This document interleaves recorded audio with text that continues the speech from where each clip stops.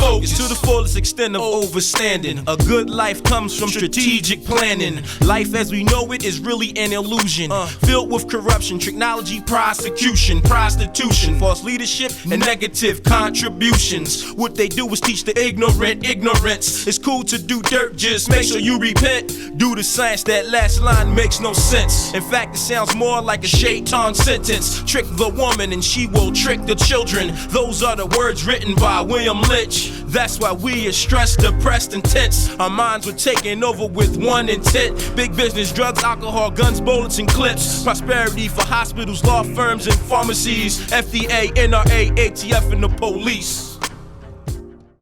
Greetings, peace, salutations to all our listening audience, all our viewing audience. We'd like to thank you for the opportunity to come before you, the privilege of your eyes and ears, and your warm and enthusiastic acceptance of us. We'd just like to thank you so much for that. Brother Khalil? We'd like to thank you for allowing us in your homes and for you to be patient to listen to the information and the message that we try to bring forth to you. So, good evening. You can lead or you can be the leader. If you don't have an agenda for yourself, someone else will give you an agenda. Mm-hmm. And being that I was extremely influenced by, as a child, someone else was giving me my agenda. You see, but I quickly learned that that was not the way to be safe in our environment. I got in a fight the first day. I came home and complained. My grandmother told me, you better go back out there and do to him what he did to you. She said, if you had to kick, bite, scratch, whatever, don't come back here telling me what somebody did to you. And when she said that, it was like a whole new world opened up, because that's what I wanted to do all the time. But they was always telling me, behave yourself, this and behave. And man, when it happened again, I was ready. I fought back, I bit, I scratched, I kicked. And before it was over, they used to call me old crazy Eric. Don't mess with him. And see, you have to be tried, you know. In the jungle, the lion roars. And all the lesser creatures, what happens? They shiver. So what about the children of today? Because being that you was a kid 150 years ago, so some changes has been made in this modern day and time. And from my observation of seeing these youngers today, not all, and I'm not going to give all of them that indictment, but the majority of them, especially ones in the street, as I'm in particular talking about, Dear Salaam, very disrespectful. Dear Salaam, talk to me. The names and faces have changed, but the game is still the same. See, we are environmental prisoners in our own communities. Sometimes we can't move like the pawn. He can only go one space at a time. Or the rook, he could go in L shapes. And the king, us, like the pawn, we can only go one space at a time. They got us environmentally trapped off. My family, and when I say family, I'm talking to all of you out there that are now listening to Vibe 609. You are my family. And you know what I'm saying? To be factual, we are all environmental prisoners. And so even 50 years ago when I was a child, you know, it was the same rules apply, and we still haven't broken out of that mold today. And I'm simply saying I didn't feel comfortable in my own skin, you see. And it goes back to what we were saying before. Lack of self-knowledge causes self-mutilization. Is that a little better? I hope. Well, we made it clear. And thanks for bringing me back. I appreciate it. Yes, I mean, it's very clear. But the environmental and the zip code, I believe, doesn't have everything to do with it. Mm-hmm. I believe that the lack of leadership from the mothers and the fathers for these kids that's running around shooting each other, carrying guns, everything has to start at home first. A lack of or too much of. But somebody was telling me about the children. They said that when the children are in school, these public schools, and they may be, highly sprung. They real energetic and they run around. They said the first thing that people do is give them this thing called Ritalin. Ritalin. So I had to look up what Ritalin was, and Ritalin was related to Thorazine, and Thorazine was a drug that make you like a zombie. Docile. So if they giving these kids this stuff at a young age, and then these kids being lonely, wanting to be a part of, and venture out and might take a sip of their uncle's drink. Once he got drunk over the weekend and took a little drink, and then they went out. Then they got some weed, as we get it, call it marijuana, and they smoked that on top of that Ritalin. It flips their minds. So with them looking at the games and all the violence, I'm not blaming on the game, but I'm just give some information now. And I'm hearing these records, kill, if I can, kill, y'all kill everything that you love. And they finally get a gun in their hand, they become the gun. Absolutely. I was at a chaperone at a Sweet 16 birthday party just last night, and the music that they were playing is not suggestive anymore. It's literal and actual. What do you mean? Well, the young people, they were talking about, sitting on penises and doing it till they were satisfied, and all these, it used to be like Marvin Gaye used to, have the what's the word I'm looking for? He would suggest, let's get it on. Subliminal? No, not so much subliminal, but it was more suggestion. See, because subliminal comes under the conscious level, but what Marvin would outright suggest, let's get it on, or sexual healing, or things like that. But today they're actually saying, sit on it. So, but is that fair to say about the gun violence that I'm trying to point to? Well, the point I'm saying is that the music, and I'm trying to buttress your point. The music is killing us. The lifestyle is killing us. Everything about it is killing us. So you're exactly right. That's what I'm saying. Yes. I read a book one time and it said guns don't kill, people do. And I thought that was a very stupid statement at first until I examined it. And the man set a .357 gun on the table and he cocked it and he loaded it up, and they walked by 10 times and the gun never did nothing to anybody. But when a fool got behind the gun and picked it up and pulled the trigger, he killed somebody or something. So they said guns don't kill, people do. So these kids are holding grudges like the Jed Clampett's on TV a long time ago. This person did this, his father did that, and his uncle did that, and they go all the way down the bloodline, and now they want to get this revenge over and over and over. We as men have to do something about that. And I know some grandfathers out there and some uncles seeing their grandchildren with their crew and trying to stash this and that. Boy, what do you got there? Bring that to me. It's no more of that. I think a lot of us has become institutional cowards to our children. We become afraid of them because we've seen that boy with that wrapped up thing. Come here and bring that to me. That's no more. So the kids then took when they do what they want to do. So in order, I believe, it's just a little something. For us to stop this violence, we have to man up and stand up and start making our children accountable and start questioning them. My grandchildren say to me, they say, yeah, grandfather, you too hard, you cold, you don't know what you got there. Let me see your phone. What are you doing? We have to become more responsible, more aggressively responsible. More proactive, I think, is the proper way to say it. Yours was very extremely adequate. But when we become proactive in our children's life, and remember, we're not their friends. We are their guardians. No doubt about it. I agree with you. And what you do is exactly right. But most of today's parents, I'm sorry to say, weren't parented right.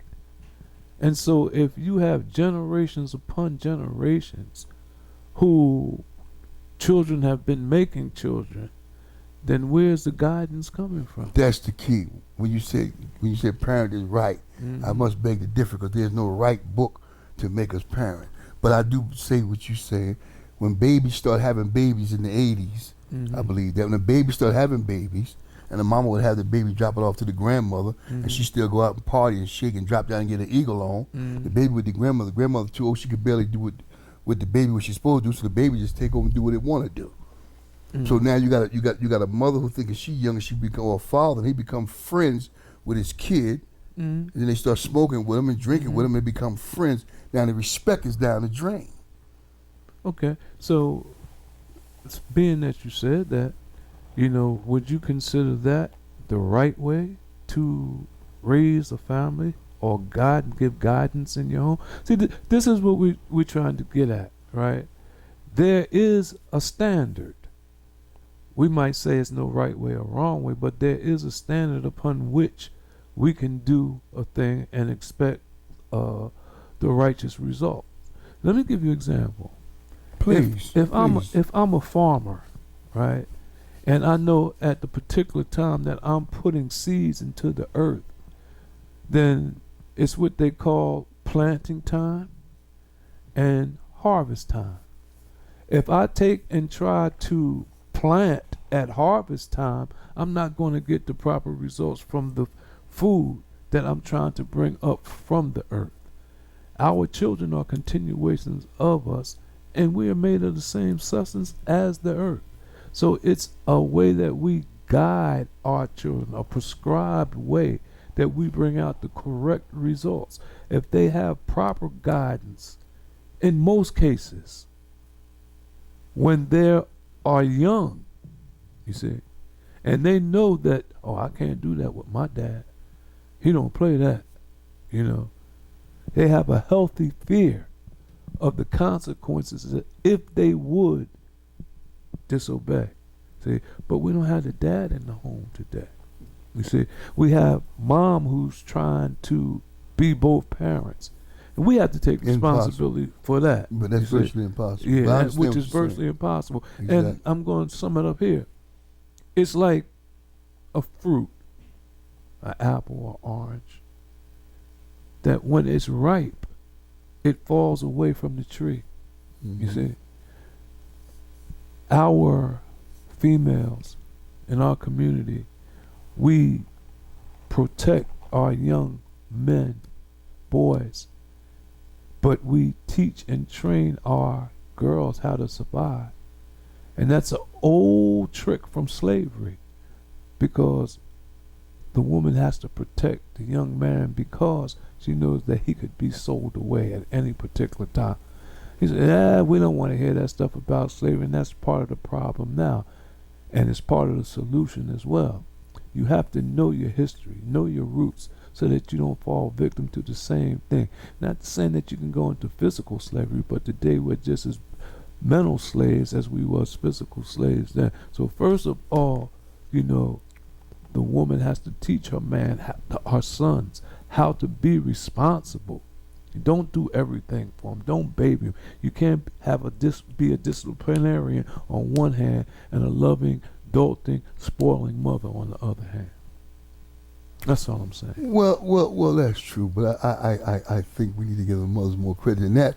I think the lacks go to us, the fathers, because as you said earlier, as the woman trying to be the man and the woman, because he's not there. Oh no, but it's virtually blame. Impossible. She can't be the man and the woman.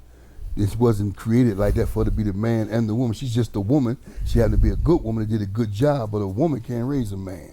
She can raise a child up until it get to a particular area, and then now the man must take her. But where's he at? He's in jail doing 10 years. Where's he at? He's in jail doing 30 years. Where's he at? He's down the street drinking out of a bottle.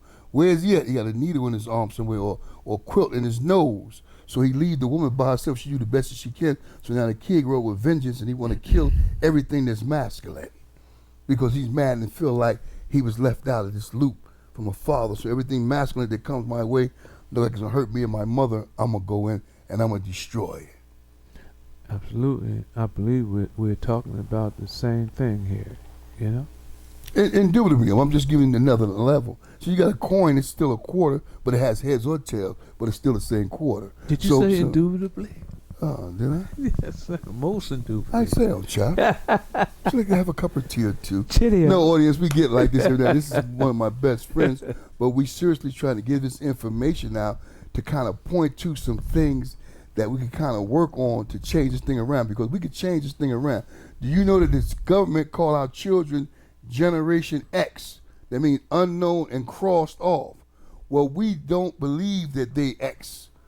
We believe in the peace of it all, peace, safety, and security. We believe in the word try. We all must try. You know what try, the acronym to try? Teach redeemable youth. We believe that our youth are redeemable, and we're going to teach them and orientate them to have a different way of thinking.